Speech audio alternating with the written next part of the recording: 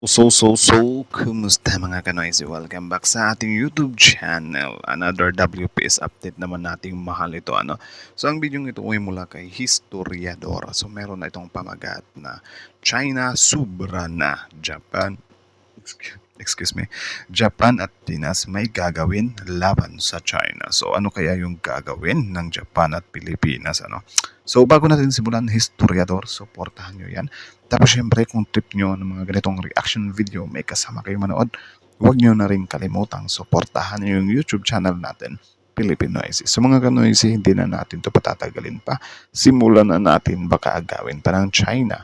Again, ang babagat ng video ito, China sobra na, Japan at Pinas may gagawin laban sa China. So nakakapanabik din to men kasi parang dalawang bansa na inaapi-api ng China, parang some kind may plano daw or whatsoever. So tingnan na lang natin. So again, Historiador Pilipino, like, comment, share, subscribe. Start. Ito na! US President Donald Trump handa ng kumilos kontra sa China sa West Philippine Sea. China, Naku. delikado nga ba sa Typhoon missile system na nakatutok sa kanila? Malinaw na malinaw. I think delikado sila men kasi kahit isa lang, iniiyakan nila. Can you imagine that kung gaano kalakas yung Typhoon missile ng Amerika dyan? Di ba? Iniiyakan nila eh. Gusto nila ipa-withdraw agad eh. Kala ko ba sila yung pinakamalakas pero isang Typhoon missile iniiyakan nila. My God. Samantala, Japan at Pilipinas muling nanawagan kay Trump na bilisan ang aksyon laban sa lumalakas na presyon ng Beijing. At mga analis may pahayag patungkol sa dapat na gawin ng Pilipinas laban sa China. Ano ito? What is that? Mga kahistoryador, tila magkakaroon ng paghamon sa bagong administrasyon ni US President Donald Trump. Ito ay matapos naging mas madalas ang agresibong aksyon ng China sa rehiyon, partikular sa West Philippine Sea. Nakakapanibig talaga yan men kung ano talaga yung some kind action na gagawin ni Donald Trump dyan Kasi syempre alam naman natin men na ayaw din ng Amerika na syempre may bansang maghahari-harian or mambubuli sa mga kaalyansa nilang bansa, di ba? Ayon sa mga eksperto, ang mga aksyon ng China sa rehiyon ay nagpapakita ng kanilang pagnanais na palawakin ang kanilang impluensya na nagiging sanhi ng pag-aalala ng mga bansang kalapit nito. At kung si Ray Powell, isang retiradong colonel mula sa US Air Force at direktor ng Maritime Transparency Project na si Light ang tatanungin, dapat daw magpakita ng lakas at determinasyon ang Amerika upang mapanatili ang kanilang alyansa sa Pilipinas. Isang pangunahing mungkahi nga ni Powell ay ang pagsuporta sa magkasanib na pagpapaunlad ng mga reserbang natural gas sa Recto o Reed Bank. Ang lugar na ito ay Reed hindi Bank. lamang mahalaga para sa ekonomiya, kundi 'Di ba? Sobrang lapit lang sa atin, 'di ba? Tapos aangkinin ng China. Grabe. What if yung Palawan ang kinin din nila, nagsisilbing simbolo ng soberanya ng Pilipinas. Pero sa kasamaang palad, inaangkin din ito ng China. Dapat rin daw Grabe. ipagpatuloy ng US at Pilipinas ang kanilang mga joint military exercises at operasyon upang ipakita ang kanilang determinasyon laban sa anumang anyo ng pananakot mula sa China. Dapat naman talaga. Pero yun nga, kasi syempre, makikinabang tayo, yung US makikinabang din sa atin. Pero yun nga, nakakalungkot lang din isipin na may mga nakaupo sa pwesto ng gobyerno natin na gustong ipatigil yung mga ganitong military exercise. Ewan ko kung ano yung laman ng utak nila or may utak pa sila, something like that, Nakakainis eh. Parang, ewan ko saan ba sila nakatapak. Di ba nasa Pilipinas naman sila tapos ayaw nilang mag-improve yung Pilipinas or dumiskarte yung Pilipinas, di ba? Na para lang makasurvive sa ganitong ugali ng China. Ang pagbuo ng mas malakas na presensya sa mga outpost tulad ng T2 Island ay hindi lamang makapagbibigay diin sa suporta mula sa US, kundi makapagbibigay din ito ng tiwala sa lakas ng Estados Unidos. Sa kabilang banda, sa ulat ng Newsweek, tila delikado ang lagay ng China dahil sa Typhoon missile system na nakatutok sa kanila. Paano ba naman kasi? Itong armas na ito ay may kakayahang magpaputok ng dalawang uri ng mga bala. Ang Nako. Tomahawk cruise missile na may sakop na 1,000 miles at ang standard Yan din yung isa sa dahilan kaya iniiyakan ng China. Pero hindi nag-iisip yung China na hindi lang naman yan yung pinakamalakas na mga pandikma ng Amerika eh. Sobrang dami pa.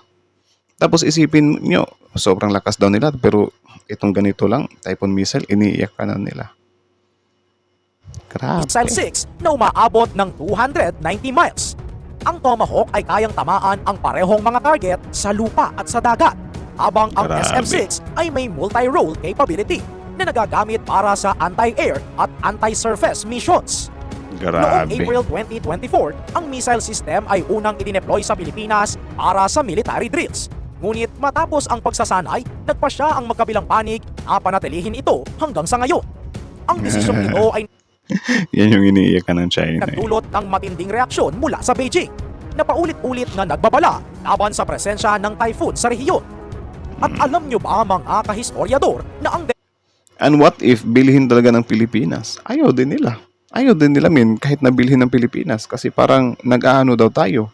Eh ano ba, 'di ba? Lahat naman ata ng bansa dito sa mundo may mga kanya-kanyang depensa, 'di ba?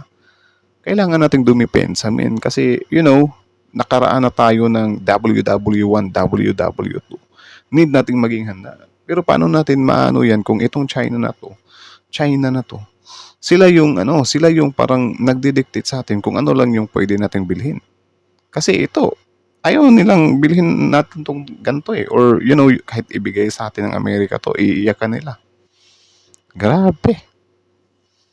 deployment ng Typhoon missile system sa Pilipinas ay una nang idinala gamit ang sasakyang panghimpapawid.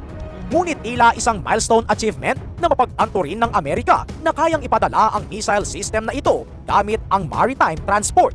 Dahil rito, mas maraming opsyon para sa mabilisang deployment sa hinaharap. Plano rin kasing ipakalat ang missile system sa Japan, isa pang mahalagang kaalyado ng Amerika sa rehiyon. Bilang bahagi Nako. What if ganyan, distribute na ng Amerika, or ewan ko, correct me if I'm wrong na lang. South Korea, Taiwan, Japan, Pilipinas, wala na, iiyak na yung China niyan. ng First Island Chain Defense Strategy na sumasaklaw sa Pilipinas, Taiwan at Japan. Ang estratehiyang ito ay naglalayong pigilan ang agresibong hakbang ng militar ng China sa rehiyon. Mga kahistoryador, nanawagan naman ang Japan at Pilipinas noong Miyerkules para sa agarang pagpapababa ng tensyon sa South China Sea, kung saan Kahit naman manawagan tayo, ayaw talaga ng China, Wala, gusto niyang angkinin, 9-dash line. Yan yung gusto niya. Kahit anong usap pa yung gagawin dyan, hindi makikinig yung China. Siguro, if ever dito sa, dito sa may parting, ito yung sa may word na sea, yan. Siguro kung nandyan yung Amerika, ewan ko lang kung ipupush pa ng China yung yung 9-dash line nila. Grabe. Nananadya na sobrang layo na nila tapos sa kanila yung dagat na yan. Grabe na. Nakaka-high-blood talaga ako kapag tinitingnan ko yung 9-dash line nila Sobrang nakakainis. lang ang mga bahagi ng Exclusive Economic Zone ng Pilipinas. Ang pahayag ay inilabas ni Japanese Foreign Minister Takeshi Iwaya matapos ang kanilang pulong ni Filipino Foreign Minister Enrique Manalo sa Maynila. Sa gitna ng Buti pa yan. lumalalang sitwasyon, ipinahayag ni Iwaya ang pangako ng Japan na palakasin ang partnership nito sa Pilipinas. Tiniyak na ang Nice. patuloy na suporta ng Japan sa pagpapabuti ng maritime security at safety capabilities ng bansa. Pinuri rin ng Japan ang mapayapang pagsisikap ng Pilipinas na igiit ang mga karapatan nito batay sa 2016 arbitral ruling na Diba? Buti pa yung Japan, aware sila na meron nga tayong some kind power dyan dahil sa arbitral ruling. Tapos itong China na sila yung tinalo natin, wala. Hindi man lang marispe-respeto. walang bisa sa mga claim ng China. Samantala, magpapatuloy ang pag-uusap ng mga diplomat mula sa Pilipinas at China sa Xiamen, China, kung saan tatalakayin nila ang sitwasyon sa rehiyon at mga kamakailang pangyayari. Ang Pilipinas ay kakatawanin ni Foreign Affairs Undersecretary Maria Teresa Lazaro. Si Iwaya nakakatawan sa Japan sa inaugurasyon ni US President-elect Donald Trump ay nagplano ring talakayin ang mahalagang papel ng Amerika sa rehiyon. Sinabi ni Manalo Nice din yan. So sana, talaga, papanig sa atin. na nakatuon ang Japan at Pilipinas sa pagpapalakas ng trilateral partnership kasama ang US. Ang kanilang pakikipag-ugnayan ay muling pinag-ibay sa isang video conference call ni na Pangulong Biden, Pangulong Ferdinand Marcos Jr. at Punong Ministro Shigeru Ishiba. Kung matatandaan din, nilagdaan din nila ang Reciprocal Access Agreement o RAA. Isang pangunahing kasunduan na nagpapahintulot sa magkabilang panig na magsanay ng sama-sama. Kaya talagang nilalakad ng Japan Nilalakad din ng Pangulo natin yan. Tapos itong mga nakaupo ng mga pro-China sa natin, pinipigilan nila yung military exercises na yan, anak ng teteng. Oh. at Pilipinas na makikinig sa kanila si US President Donald Trump. Pero ang malaking tanong rito, mga kahistoryador, makikinig What ba is si that? Trump sa panawagan? Magiging Yun sapat lang. ba ang alyansa ng tatlong bansa laban sa agresibong galaw ng China? At hanggang saan handang umabot ang Pilipinas upang ipagtanggol ang sarili laban sa dambuhalang kalaban? Kung ang mga eksperto at analis ang tatanungin, dapat umanong pag-isipan ng Maynila ang pagtatayo ng karagdagang mga base militar kasama ang Estados Unidos sa ilalim ng Tama. Enhanced Defense Yung EDCA sites. Okay, yun. Cooperation Agreement o EDCA.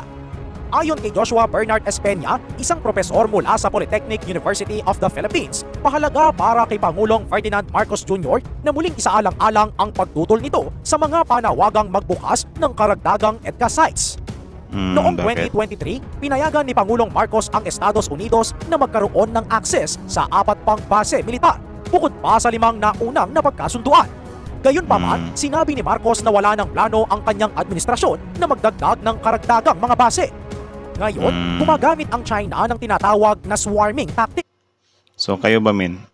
Agree ba kayo doon na hindi na magdadagdag ng EDCA sites or contented na kayo? Kasi may two sides din kasi yan eh. Mas maganda sana kung magdagdag pa para yung China medyo maano talaga sila. Pero syempre, sa negative sides naman siya is talaga, di din talaga natin maiwasan na mas lalong maging agresibo yung China dyan. So, kayo na lang bahalang humusga kung saan kayo mas papabor, yung magdagdag ba ng EDCA sites or not. Upang palakasin ang kanilang kontrol, habang sinasamahan ito ng diplomatikong diskarte at propaganda para gawing lehitimo ang kanilang pag-angkin. Kaya kung eksperto ang tatanungin, pabor sa Pilipinas kung itutuloy ang pagtatayo ng karagdagang EDCA bases. Dahil posible umano itong magresulta sa mga bagong pasilidad tulad ng airstrips, port areas at logistics Tama. centers. Ayon kay Pero- Espeña, ang mga ito ay makakatulong para mas mapanatili ang operasyon ng mga puwersa ng US at masakop ang mas malaking bahagi ng South China Sea. Subalit ayon sa iilang analis, hindi dapat gawing lantaran at agresibo ang hakbang na ito upang Oo nga, no? Pwede naman talaga, min. Pwede naman talaga na mag-decide tayo na, yung sobrang discreet lang ng plano natin. 'Di ba, na hindi makarating sa ibang bansa kung ano yung mga plano natin sa loob. Kasi for sure, yung mga bansang yan, meron din naman silang mga pandigma na hindi nila pinapublish online. Like, sila lang yung nakakaalam. Kaya nga sabi ko nga sa inyo, 'di ba, mas pabor pa ako na yung sa defense budget natin, yun yung may confidential funds talaga. 'Di ba? Hindi yung DepEd, anak ng teteng. DepEd lalagyan mo ng confidential funds. Dapat ang confidential funds dito sa depensa natin. Kasi, para pati yung mga Pilipino, kababayan natin, unaware sila ba na, or tayo, hindi natin alam na meron palang mga secret weapon yung bansa natin. Which is, malaking tulong din yun para yung mga bansa naman, halimbawa yung China, di nila alam na meron din pala tayong mga secret weapon. Ang negative sides lang talaga dyan is meron tayong mga kababayang Pilipino dito na willing i-risk yung safety ng bansa para sa pera. 'Di ba? Alam naman natin na itong China talaga hilig silang maglagay ng espiya. Yung mga syndicates nga nila nakakapasok dito dahil sa pera eh. Yung Pogo nakakapasok dito. Naging matagumpay sila sa mga plano nila dito dahil sa pera. Yun lang yung negative sides dyan. Dapat yung ilagay talaga natin sa defense is yung mga pro-Filipino talaga, hindi pro-China. Kaya nga sobrang saya natin na yung National Security Council natin pinagtatanggal yung mga pro-China doon eh. 'Di ba? Sana ganun na lang, or opinion ko lang naman 'yon. Kayo may sarili din kayong opinion, so comment down below kung agree ba kayo or disagree. Tapos pag nag-disagree kayo, comment down your opinion below. iwasan ang mas lalong galit ng China. Ayon kay Chester B. Cabalza, Pangulo ng International Development and Security Cooperation, ang layunin ng mga base ay hindi para magpasiklab ng tensyon. kundi upang mapabuti ang kooperasyon ng US at Pilipinas sa pagpapalaganap ng kapayapaan at kaayusan sa rehiyon. Ayon rin Ayun. kay Don McLean Hill, isang lecturer sa International Studies sa De La Salle University, mahalagang bigyang kapangyarihan ang Philippine Navy at Philippine Coast Guard upang mapalakas ang presensya ng bansa sa South China Sea. Tapos para sa akin din, maglagay din tayo ng mga Philippine militia vessel. 'Di ba? Gayahin din natin yung China. Bahala na yung China mag-isip na, yung Philippine militia vessel niyo, mga ano naman yan, mga skilled naman yan. Kasi yung China, ganun din naman sila, di ba? Ang kakulangan sa mga barko ay isa sa mga pangunahing hamon. Ngunit hindi riyan nagtatapos dahil tila may pag-asa. Nakatakda kasing makatanggap ang PCG ng 49 na bagong barko mula sa France at nako. Japan pagsapit ng 2027. Ayon kay Uy, ang layo pa, dapat 2026, di ba? Pabilisin natin. Commandant Ronnie Hildevan. Request lang. Dagdag pa rito, 2 corvette warship at 6 na offshore patrol vessels ang darating para sa Philippine Navy, sabi ni Rear Admiral Roy Vincent Trinidad. Mahalaga rin ang madalas na pagsasanay at magkasanib na pagpapatrolya kasama ang mga kaalyado sa mga key flashpoints sa South China Sea.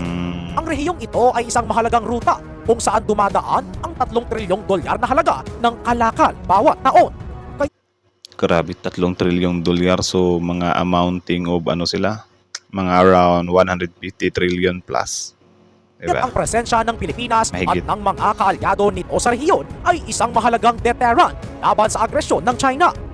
Sa kabilang banda, maaring magpakita ng interes si US President-elect Donald Trump na palakasin ang alyansa sa Pilipinas dahil sa kanyang matigas na posisyon laban sa Beijing at sa mga hawkish advisor sa kanyang gabinete.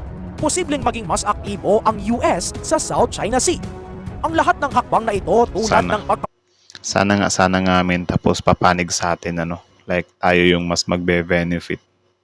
You know? palawak ng EDCA bases, ang pagbibigay kakayahan sa ating hukbong dagat at ang kooperasyon sa mga kaalyado tulad ng US ay tila nagpapakita ng determinasyong ipagtanggol ang ating soberanya. Ngunit sapat na ba okay. ang mga ito upang mapigilan ang agresyon ng China? O baka naman Yun lang. Yan din yung hindi tayo tiyak. Kasi ika nga nila men, walang nananalo talaga sa war. Diba? mas lalo pang magdulot ng galit mula sa Beijing? Who never knows, mga kahistoryador? Pero may lalamang. Mga Bago kahistoryador. matapos itong ating video, sa isang rehiyong puno ng tensyon at mga pagsubok, isang bagay ang malinaw. Ang Pilipinas ay kailangang maging handa, hindi lamang sa Tama. makikipag-alyansa, kundi pati na rin sa pagpapatibay ng sariling lakas. Tama. Ikaw, mga kahistoryador, sa palagay mo, makakatulong ba ang deployment ng Typhoon upang mapanatili ang kapayapaan? O lalo lamang nitong paiinitin ang tensyon sa rehiyon? Ano ang masasabi Depende. mo sa panawagan ng Pilipinas at Japan kay US President Donald Trump patungkol sa agresyon ng China? Nararapat bang palakasin pa ang presensya ng US sa rehiyon? Ano Pwede din. Kasi alam naman natin na yan yung mas tawag dyan, mas makakapag lalo ng ulo ng China. ang epekto nito sa kinabukasan ng Asya? Ibahagi ang iyong opinyon sa So yun lang naman. That's it. Mga kanoys, so 18, 19, 20. So again, bago natin, yan, historiador, supportahan nyo yan. Original video link in the description box below. Tapos syempre, subscribe nyo yan, panoorin nyo siya, tapos yun, supportahan nyo rin yung channel niya. No? Tapos syempre, bago nyo iwan yung YouTube channel natin, don't forget to like, comment, share, subscribe. So malino naman yun, men. About naman doon sa tatlo kasi yung tanong na tuloy ako. Nakalimutan ko tuloy yung iba, no? Wait lang, isipin ko muna yung unang tanong. About doon sa Typhoon missile daw, na parang makakasama ba daw yon na magdagdag ba yun or panatilihin dito. Actually, subjective siya, no? Kasi given naman na talaga, na lahat ng tulong talaga na natatanggap ng Pilipinas is iniiyakan talaga ng China. Kasi ayaw nga nilang lumakas tayo, di ba? Nasabihin naman natin na parang kahit na tawag dyan, itambay lang dito ng Amerika yung Typhoon missile nila, is iiyakan nila. Kahit bilhin naman natin, iiyakan naman nila. Like, dumating na talaga sa punto yung China na sobrang pakialamero na talaga nila. Like, kahit bilhin natin yung Typhoon missiles na yan, ayaw nila. Diba? Pero, kung iisipin mo, anong paki nila? Anong pakialam nila kung bibilhin natin yan? Bawal na palang bumili. bawal na pala tayo magpalakas. Parang ganun. Sobrang lakas lang makaaning talaga ng China sa ganyan. So, I think dapat talaga magdagdag din tayo ng mga EDCA sites para sa akin lang naman yun. Pero yung Pangulo naman natin ayaw. So wala tayong magagawa doon kasi sila lang naman yung nagpupulong doon. Kasi yun nga, siguro yung iniisip nila na baka mas lalo siyang magbigay ng tension palalo. Pero syempre, di din natin mawawala na wala talaga. Magkakaroon talaga tayo ng tension sa China. Kasi yun nga, hanggat hindi nila isusuko yung West Philippine Sea na para sa atin, yung teritoryo natin na pilit nilang inaangkin, hindi talaga tumatatapos kahit ano pang gawin. 'Di ba? Kaya, since iniiyak ka nila, kahit anong iyak, yung Typhoon missile naman, sobrang iniiyak ka nila yan. Wala naman silang nagawa. 'Di ba? Up until now, nandyan pa rin yan. Tapos yun nga, sana lakihan pa natin yung budget nila kasi tama naman yung sinabi ni historiador dito na sana hindi lang sa pag-aalyansa ang pagpapalakas ng Pilipinas kundi sa din ba sa sarili mismo or sa sarili nating bansa mismo magpalakas tayo. Kaya sana next year or whatsoever, sana dagdagan lalo ng budget, lakihan ng budget, 'di ba? Kasi yan yung pinakakailangan natin Yan yung pinakakailangan natin na yung defense natin mapalakas. Kaya nga sabi ko sa inyo na mas maigi na gagawin natin yan in a discreet, 'di ba? Yung pagpapalakas natin or yung EDCA sites, wag nating ibalandra sa mundo na meron na kami dito. Ang tanong lang, paano nila gagawin yan? Kasi syempre yun nga, yung China sobrang pakialamero nila, sobrang laki ng tenga nila. Ewan ko kung saan nila pinaglalagay yung mga spies nila dito, mga informant nila. Kasi yung iba, malalaki pa yung position sa politika 'Di ba? Biruin mo, ex-president natin, pro-China, anak ng teteng yan. 'Di ba? So, paano natin magagawa yung ganun? Sana, tama naman na ginawa ng administrasyon natin ngayon na pagtatanggalin yung mga pro-China sa National Security Council. Pero sana sa ibang hanay, yung sa ibang mga agency ba yon, something like that, sana tanggalin talaga lahat ng pro-China. Tapos yun nga, about doon sa confidential funds para sa depensa natin, agree ako doon, okay lang sa akin yun. And sana, magkaroon sila ng talaga, audit na, hindi din nadadaya. So, yun lang naman. Kayo na masasabi nyo dito, comment down below. Tapos yun, pag-usapan natin yan sa comment section. So, again, historiador, Filipino IC. Like, comment, share, subscribe, Filipino ICs.